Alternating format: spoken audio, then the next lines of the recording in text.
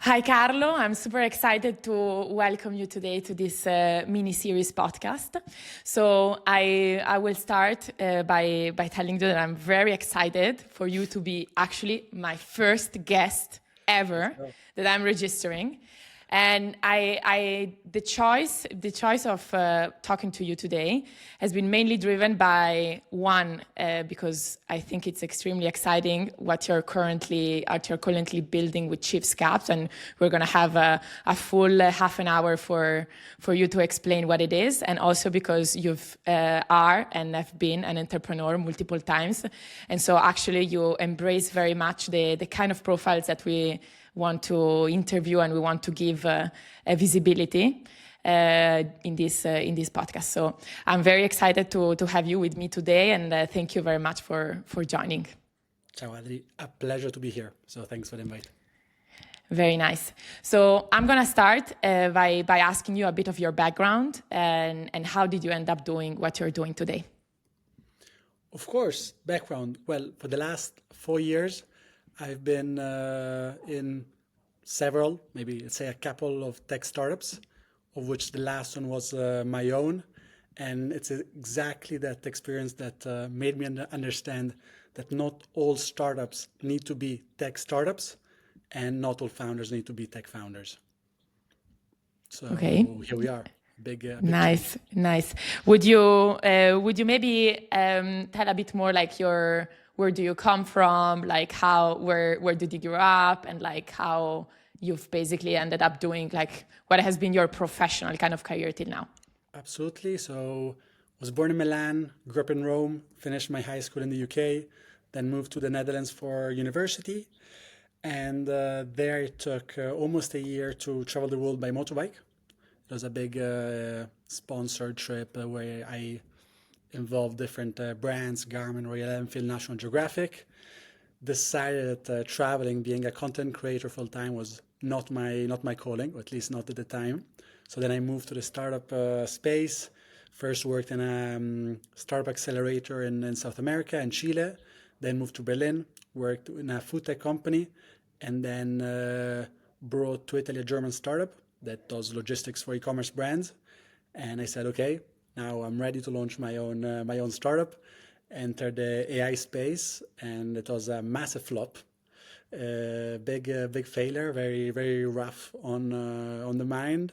But one thing led to another, and eventually everything worked out with the launch of Chief Caps. That I think it's probably my life's work. Okay, amazing. And so from what I understand, maybe before diving deeper into Chiefs Cap, I would like to understand more, how have you thought about hosting your first experiences? So you think your trip in the motorbike has been the first spark of like understanding that would be something that you would like to do in the future? Not at all. I think that trip was now in 2019, so 6 years ago. So a lot of time has passed since then. What I can say is, naturally, I have a passion. It's probably one of the most common passions among anybody our age. It is traveling. And it was during one of my last jobs that I said, actually, like what the trip really showed me was the beauty of unconventional countries. And for example, Central Asia, all the stands, Uzbekistan, Tajikistan, Kyrgyzstan, they are probably some of the nicest countries I've ever visited in my life. And big advice, go there as soon as, whenever you can. And I always had this dream, because when I arrived in Kyrgyzstan at Lake Songkol, for the first time in my life, I was moved by a landscape.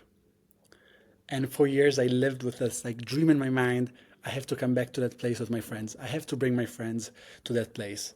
And one day, this was probably 2 years ago, I built this landing page advertising this, let's say, car rally in Kyrgyzstan, just to see if things would evolve, if people would sign up, if people would actually join me on this wild 4x4 adventure. And So it So happened. just to make our guests understand, was it already an organized rally or trip that you were advertising, or you came up I with the had concept yourself? no. I came up with a concept from zero. So I participated in another non-competitive, non-professional rally actually on a tuk-tuk in India. That's another funny story. And that's when I thought, okay, this concept is amazing. Let's make it my own. Let's tweak it a bit here and there, and let's organize it in this amazing place that is Kyrgyzstan. So I built the landing page and published it here and there on my Instagram page and through word of mouth as well. Over 50 people signed up, and I said, okay, let's see if people actually are willing to also pay for this trip. And people actually sent money to my bank account. I had no cars, no clue what I was going to organize. So it was very, let's say, a spontaneous decision, one after the other. And then that happened last summer with the first event that is called the Yak Cup. So of the Chief Cup's flagship event. Okay, super interesting. And actually, before even diving on we'll understand a bit more what's Chief Calf about. But I would like to go back a bit to your initial moto trip that you did, because I remember the first time actually that was probably the period we got introduced to each other, and I remember that I was very impressed because someone told me that you were basically going on a motorbike from Europe to Kyrgyzstan alone and being sponsored by different brands, and you would do basically the whole trip in solo. And I was very, very impressed. And I thought, well, maybe he's gonna do like the first couple of countries and then he's gonna come back. He's actually not going to do this on for real.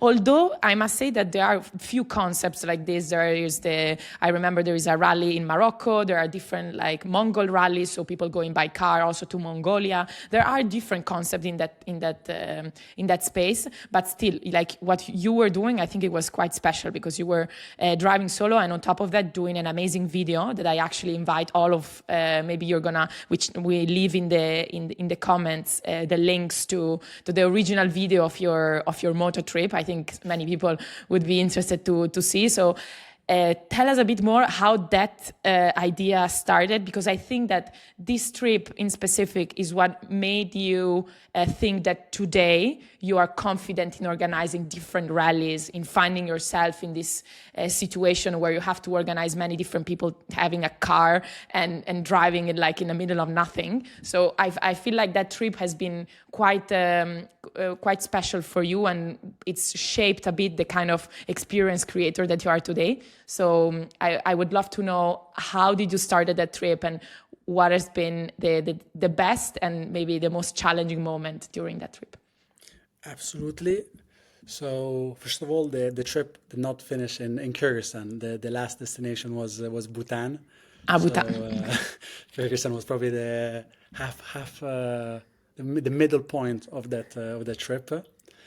And yes, as I said, during probably the first year of university, went to Vietnam, and that's where I said, okay, I have to drive back to Asia from Rome. That was the goal. And I was probably 20 years old, 19, and had no money. Of course, my parents were not willing to finance such a wild, risky adventure. So they said, well, if you find the money, you're free to go, but otherwise, we're not going to give you one single dollar. And I said, okay, what should I do? And I started contacting every single adventure motorbike brand in the world, sending emails, sending videos, sending whatever I could think of their way. And of course, rejections, like, and many things in this space Can you mention few of the brands that rejected you? that rejected me. Yes, for sure. I think um, I Or don't let's say know. rejected you, or like thought that at that point they didn't really want to sponsor you. Some of the brands that you were thinking like these are Yes, going to helping, and actually no. for example, I think Velasca was a cool brand, but then also some brands were Rolex, Breitling. I was going for the big names. Maybe they are not really that much in Target. Also some different backpack brands like Wander. It's like very very technical backpack for travelers, and but it's the law of the big numbers eventually, right? And I think the turning point, I was doing at the time an internship in London at Unilever, and there was a convention, a talk in the Unilever office by Garrick Neal, that at the time was the CEO of National Geographic. So before he stopped speaking, like I went to the parking lot of the building and basically waited for him there. And eventually he arrived, and I tried to pitch him my trip to Bhutan, because of course it was not only a motorbike trip from Italy to Bhutan, there was an entire project on happiness, interviewing people along the road and the concept of happiness from different cultural perspectives. And he said, I like it. I'm going to give you 2 pages on our next National Geographic magazine. And from that moment, I had, let's say, the authority to go to different brands at different fairs that didn't know me, saying, hey, next month, there's a National Geographic piece coming out on my motorbike trip I'm going to do in 6 months. If you want to be mentioned, let's sit and talk to see how we can work together. So when you are, let's say, a nobody, what really helps is actually finding that that hook to tell them, hey, I'm not just a kid. I am a kid that also has 2 pages of National Geographic. That's also doing a cool project with a broader mission. Do you want to be involved? And that's how Garmin got involved, how Royal Enfield, the motorbike brand that sponsored me, the motorbike got involved, and other brands followed next. That's very interesting, and indeed, we see actually with Offmap, our all-in-one solution for experiences creators, that a lot of our clients are actually, for example, coaches or different experiences creators. They also look for certifications, they look for sponsors, and they look for people to find that initial, as you mentioned, kind of the credibility to then go after more people and attract actually not only more sponsors and partners, but as well as participants to their experience. Very interesting, but maybe we can dive deeper into what's exactly Chief Cup and how did actually the name. I would love to know where does the name come from and what's the concept really about. So the name is also it was initially thought of, I wanted to make fun of myself. You know, I wanted to launch my own tech startup. I liked the title CEO. And I said, okay, let's take it more relaxed. Let's take it more chilled. So I called myself, always with a executive title, but the CAO. And CAO stands for Chief Adventure Officer. So on my trips, I'm referred to as the cow. There's also cow, similar to the yak, the typical animal of Kyrgyzstan. So that's another pun of words. And also, cow stands for Carlo Avati organization. Actually, this acronym popped up in the mind of my mother before my own. So yeah, Chief. Then every event is a cup. So in Kyrgyzstan, we have the Yak Cup. In Oman, we have the Dune Cup. In Vietnam, we have the Rice Cup. In Georgia, we have the King Kali Cup. So these are currently the 4 countries where we organize events. And that's where the connection was born, Chiefs and Cups. Super interesting. I love the Chief Adventure Officer. This is a killer concept. I love it. And so how is the whole concept about? So you said are there weeks happening in different countries? What's the frequency of the experiences you organize? How does it work? What's happening if someone joins one of your experiences? What's happening there? Absolutely. So first of all, I think the notion that we can share is that travelers our age are not traveling anymore to just visit a specific destination, but they're much more empowered by travel that lets them live a unique, empowering, life-defining experience. And also on the other side, they want to do something unique.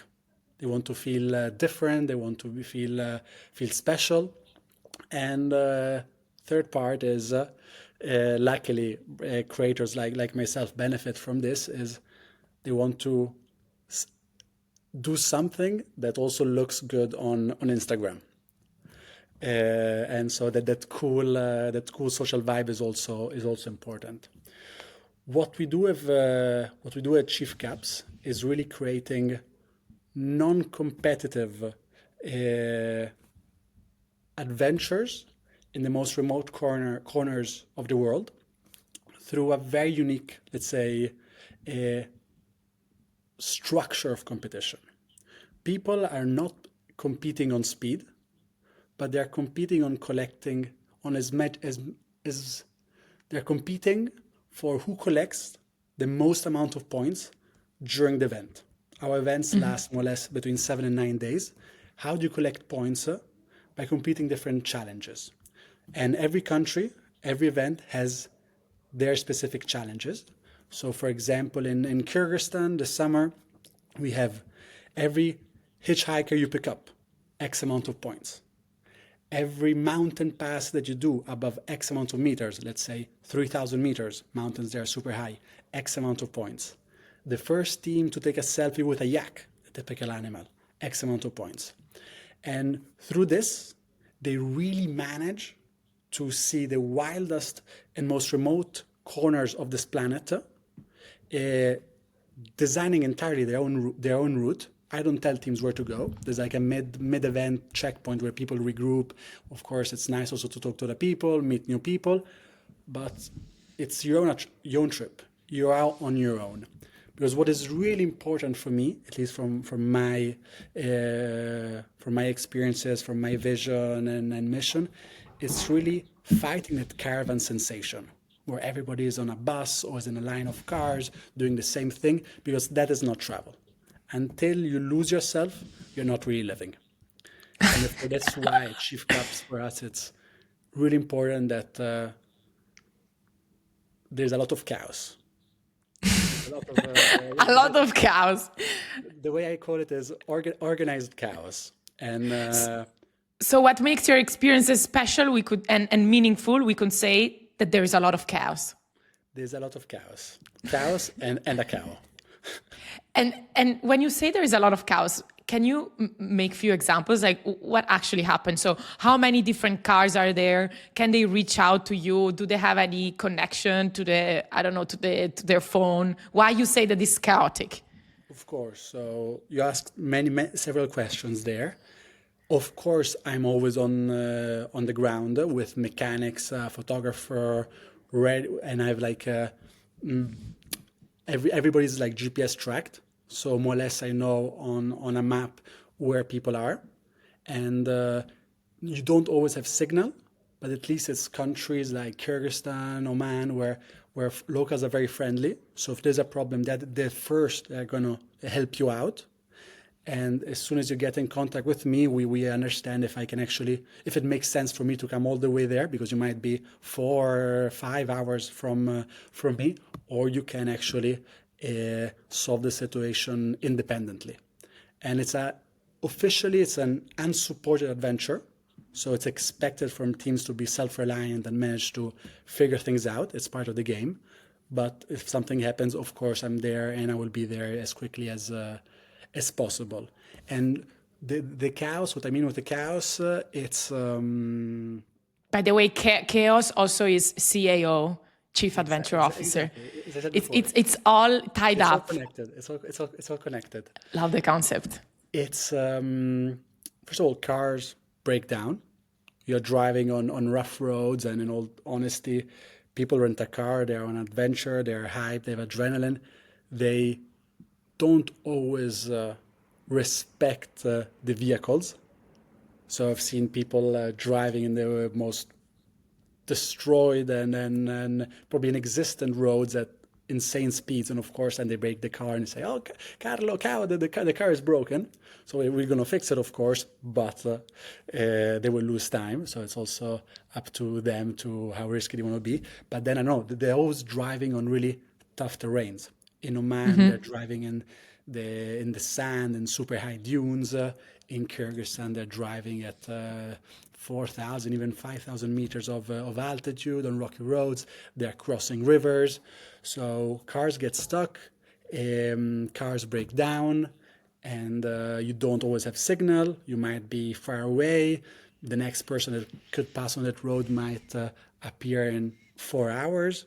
So it really happens that people live truly intense and unexpected adventures, and that's the beauty of it. Or also simply, for example, in Oman, many people remain in the area around Muscat. That is the most visited section of the country.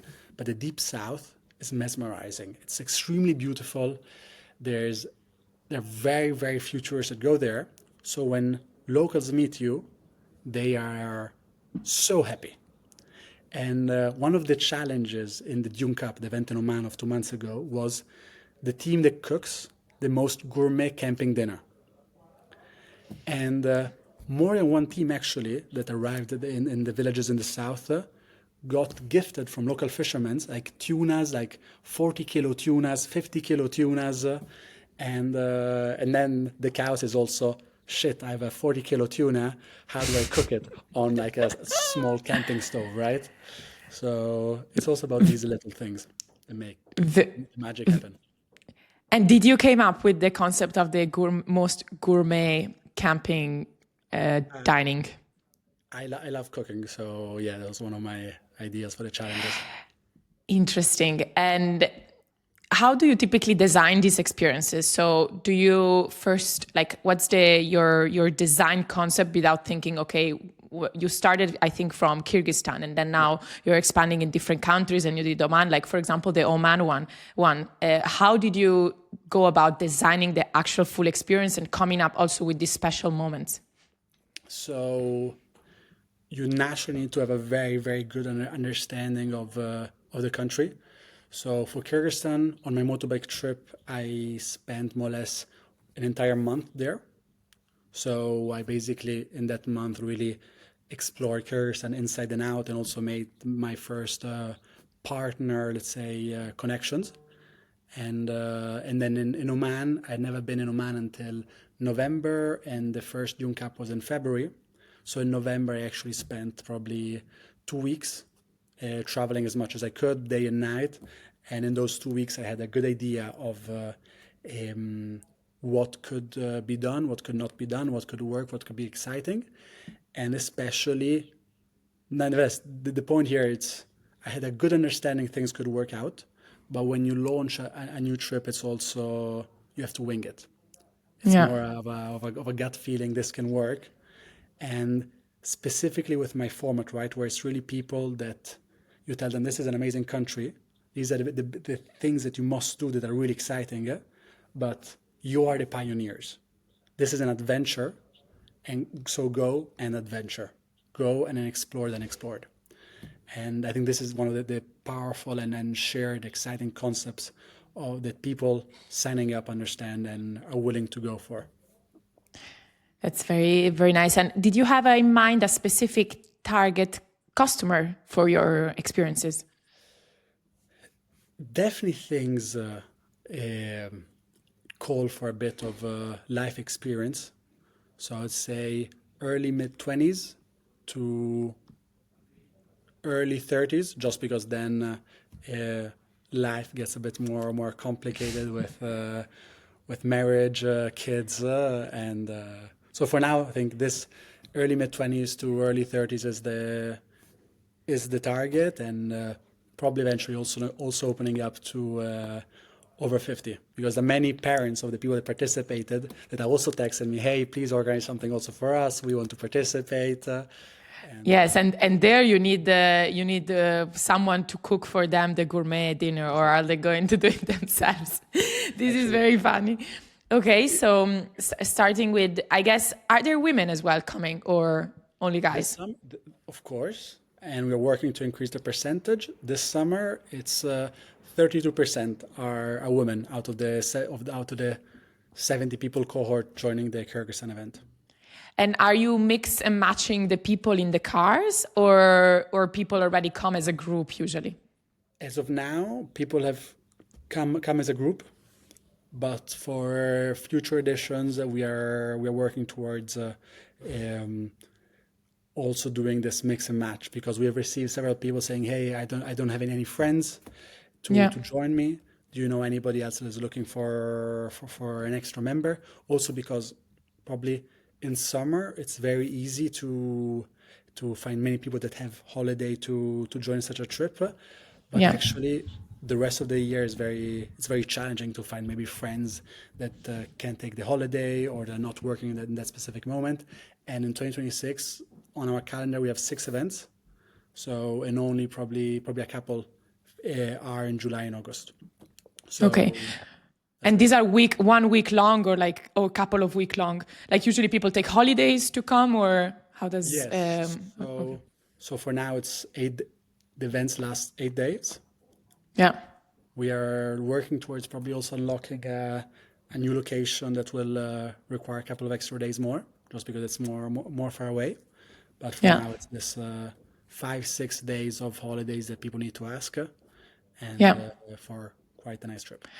I love this the concept of like just thinking that some people, as you mentioned at the beginning of our conversation, they're not only purchasing their holidays from booking.com or different let's say holidays website, or thinking about destination first. They actually probably find out about you, they really want to make the experience with you, and have that adventure part, and then they're taking the holidays actually to participate, both like maybe as groups or like individuals.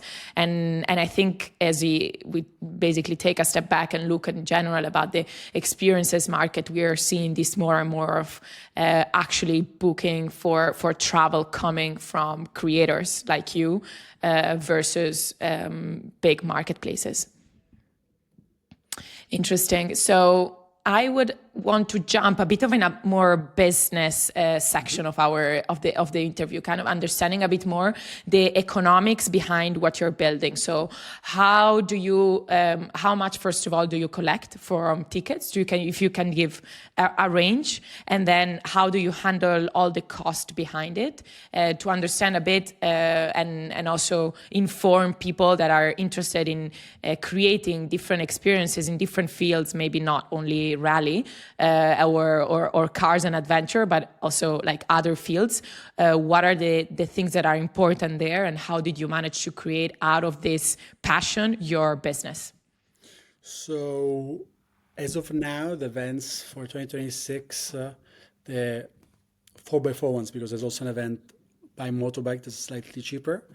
They cost 3,600 euros per team, so 3.6K, and that's the price per team. So teams are made of 3 members, and this includes the rent of the vehicle, the launch and finish parties, the mid event checkpoints, and also some merch, some other funny things. In Kyrgyzstan, also a crate of vodka, but that's a different story. And I think pricing when you do software, so tech stuff, it's much more of an art and science. What I think pricing for creators is easier, in the sense that, at least for now, if you're doing such, if you have a similar business, and then the creator space, it's not so much about the building a scalable business, and so on. It's more about building a lifestyle business. So of course you need to clearly understand what are your unit economics, your cost per team, and acknowledging that your time is limited. And especially if you're a creator, probably at the early stage at least, it's very important that you are there, because you represent the brand, you represent the company. So you have to understand that your time is limited. You need to live out of this. Luckily, probably there are no investors, or probably just very few investors, to which you need to say split the revenues to. And from there, cost perspective, these are the cost per event. This is your time to live a happy and satisfactory life. You need to make at least this amount of money, and then you do different tests. Of course, my first events were done at a cost parity point, while now I'm able to increase to healthier, more sustainable margins that also enable me to invest in the future, meaning that it's not just about these 4 events that now are live. I also need to think about the future. I need to think about these are 4 very nice events, but I need to continue innovating, bringing new formats. I need to unlock new locations that I don't know. So I need to travel there, and so on. So you need to clearly make your own business plan, but acknowledging the basic point that you're building a lifestyle business. Okay, interesting that you have this perspective, because we could also in some way think that through experiences, many creators can unlock an important revenue stream, which comes from, let's say, the ticket or the travel packages. But then if you're able to really nurture your community, you then are able to probably sell different type of products and really become a kind of a well-rounded and content creator, not only an event or let's say an experience creator, as we call it. And at that point, Chief's Cap actually could become a much larger brand. And as I call today, many content creators that we are working with are actually small companies. They're like SMEs. They're small and medium brands that usually the ones that I think they're the report of Linktree or some of these creator solution who are telling that creators who are earning more than 100K a year, they usually have more than 2 revenue streams. So if you look at what you're building right now, you started with experiences, which is, I think, great because you're nurturing a community that connected with you and knows you from like a personal point of view. And then from there, you could scale Chief's Cap as a bigger brand and become a much, probably a larger business rather than just a lifestyle one. What do you think about that? I totally agree with you, and maybe I was too superficial in my previous answer, meaning that we already were opening different revenue streams. For example, this summer we will have the first sponsored event in Kyrgyzstan. That is a brand that's not announcing this yet, but it's going to be announced very soon. It's a very, very big adventure brand, and they will partner with us, support giving also the T-shirts, the caps, all the merchandise, and more. So that's already quite a sizable revenue stream in addition to the fee people pay. And then we're also working towards opening our own e-commerce, in the sense that every cap, of course, has a very uniquely designed logo. And we actually see a lot of people that participate in one event want to participate also to an event in another country. So a very simple thing could be, selling all the different patches together with a vest where you can attach with a Velcro strap all of these patches. So e-commerce and sponsorships are definitely 2 revenue streams we are working on, and we want to open more. So lifestyle business doesn't necessarily need to say that it's a small scale, but because I'm the only, let's say, equity holder in this company, at least in the initial stage, you need to remain authentic. You need to be real, relatable, and trustworthy. And then in a few years after you, let's say, consolidate your business, that it still means scaling the business to a couple of million in revenues on a yearly basis, then you can start and going in different directions. But not necessarily you need to think of the scale and direction that We Road took. Okay, yes, I understand. And a final question about the business that you're building, and maybe interesting also for the listeners to know, how much cash did you invest at the beginning to start this? So actually the first events, 0. People were paying me, and I think I did this mistake before, and I see many people doing the same thing. When you want to launch a business, you get blocked because you think, shit, I need to register the company, I need to register the trademark, I need to get lawyers' contracts signed, while on paper that's true. And if you have available cash and you're totally sure of what you're doing, go for it. But my first trip was a Wix website landing page. People signed up. I sent them a contract I made with ChatGPT. They were paying in cash, so zero money was actually invested from my side. Only now that I registered the company, I got probably the best law firm in Italy to do the entire contracts professionally for me. Now I'm putting the money. So, but I also had a job in this. I still have another job at the moment, my full-time job, because I sleep very little. That is enabling me to, with a parachute, invest all the money in Chief Caps. Yeah, that's great, and yeah, thanks for sharing. So, from what I understand, you could start an experience business with almost no cash, and I think indeed that's a big advantage compared to maybe other type of businesses that you mentioned, tech ones, or even actually content ones as well, because today content became very competitive, and so many times that probably requires even more initial resources to start compared to experiences businesses. Great. And now going to a bit of kind of the vision and the voice of Chief's Cap in general, and what you've learned from all this experience. I would like to know, what do you think people are really craving in-person experiences? Because I'm quite fascinated by today's trend on in real life. Like, people want to meet their favorite brands, their favorite creator in real life, and are really ready to pay a premium for that. And I wanted to know, from this experience, do you think that's a trend that's here to stay?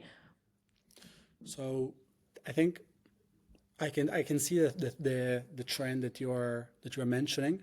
So proper content creators that have a large follower base on Instagram, monetizing on that.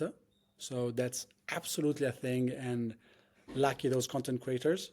From my perspective, there was in my specific case, there was nobody really willing to pay to spend time with a cow. So I kind of went the other direction, is like building an extremely exciting product that people wanted, and then on that start building a personality, a brand with which people are able to relate. Okay, this extremely exciting trip is managed by this person. And I think this is also on the contrary of true content creators, my personal challenge going forward. And also, before we were talking about scalability, it's, for now, first of all, I have so much fun on my trips. So I want to go on all of them. But next year, I'm already planning 6 trips. And the year after, I need to check again, but it's probably around 10 or so. And every year, I'm adding more trips. So my time is naturally limited. Already doing 6 trips in a year, it's a challenge. So how can I also, going further, continue building the brand, building that loyalty, but being able to bring other people that can go on those trips rather than myself? So that is my challenge. And also with a content creator, right? You start monetizing, people want to spend time with you, and that's something probably similar, right? Their time is always limited. So how can they go on not just opening an e-commerce, not only like selling a online course, but really selling a physical experience? Time is limited, and that is the biggest constraint, I think, in this space right now. Yeah, for sure. I think for many experiences creator, inventory, let's say volume limitation in inventory, or just the amount of time that they can dedicate to in real life experience is limited. But that's what's also makes it not limited in price. So you could imagine that one day maybe the experiences that are going to be hosted by you, or you are actually going to be there, could have a little or a big premium compared to those where we're not there, although the organization and the brand and the whole concept stays the same. 100%. So definitely prices will go up. I think there's a limit also because you want to be honest for what you're giving, and there's a fine line where people always in a business where word of mouth is probably needs to be your main channel. People always need to say, I actually underpaid for the experience I lived. So there's a natural limit to how much you can increase prices just for the ticket. There are a couple of ways to upsell, but that's also why I'm excited of eventually unlocking the plus 50-year-old segment where I can do a much more premium, complete, pricey option. Very good. Yeah, I'm also excited for that part, and I think definitely the boomers coming to it's coming to the age of adventure is definitely an interesting segment for this as well, and I wanted also to dig a bit in the concept of community and connection. So if you were to now let's say give advice to other maybe content creators or people who are organizing have brands as well or are organizing different type of events, how do you foster that community, those connection? How do you keep in touch with the people that already came to your trips, and then help basically then make sure that this word of mouth really works? So luckily, I think the Instagram, I think, and depending on the age gap you're targeting, is your best friend in the sense that I see also when I talk to sponsors, I have 70 people participating this summer. Besides being participants, besides being guests, besides being future friends in most cases, I really see them as micro influencers and brand ambassadors. So each business, each content creator needs to understand how, besides reaching that person that is already following you, so there's already that relationship, how you can pass from reaching that person to reaching the entire audience of that person. And so finding the right strategies, the right way to get that person to republish about their experience during the event or after the event or before even the event, it's the trick, and it's what's working really well, I think, for Chief Caps, just because everything is so, let's say, Instagrammable. pardon the term, I wanted to say Instagrammable, but although I hate it because actually now everything seems it's only on Instagram, but it's real experiences, real adventures. So I don't want that concept to pass in the background. So I think that is the key part on how to keep that audience engaged. And also for after the event, it's I organize events throughout the world now. So it's also sending that email, sending that message, and both via email and WhatsApp. Because for now, for the few trips I organized, I think every single person literally sent me, without asking, post-event, a thank you message telling me, thank you for the amazing experience that I lived. This has probably been the best trip, the best adventure of my life. And from there, it's easier now that everything is still small, cozy, and manageable, but building that personal relationship with your guest. And that's also why I say lifestyle business, because when you lose that touch, then everything becomes a bit different and harder to manage. It's indeed an interesting challenge, the scale. And during the different conversation that I'm going to have in this mini series, I'm going to explore how actually different experiences creators scale this business. And now, if you would have to say in few sentences, what's your vision for Chiefs Cap? Like, where do you see it? What do you see it becoming in few years? What's your dream? So, my dream is, and this might look short-sighted, but it's really being able to build a brand, or like a kind of just being able to bring people to explore and live the wildest corners of the world in authentic, real, unsupported, and with plenty of chaos slash adventures. Yeah, I think That's I said it in terrible English, but it's but it's really being able to bring people to the wildest corners of the world and let them live the best experience of their life. So that is my that's cool. that is my vision, and for now I'm not that much concerned about scale. I'm more concerned about the feedback and seeing this grow to a lifestyle business that enables me to constantly improve the product, the experiences that we're offering to our clients. Cool. Thank you very much. We are gonna have the last little section of our conversation, which I call the fire questions. So, a tool that you can't live without. ChatGPT. Another one. This is too easy to say. Yeah, fair enough. I said it and I started laughing. Another one. Does Instagram count?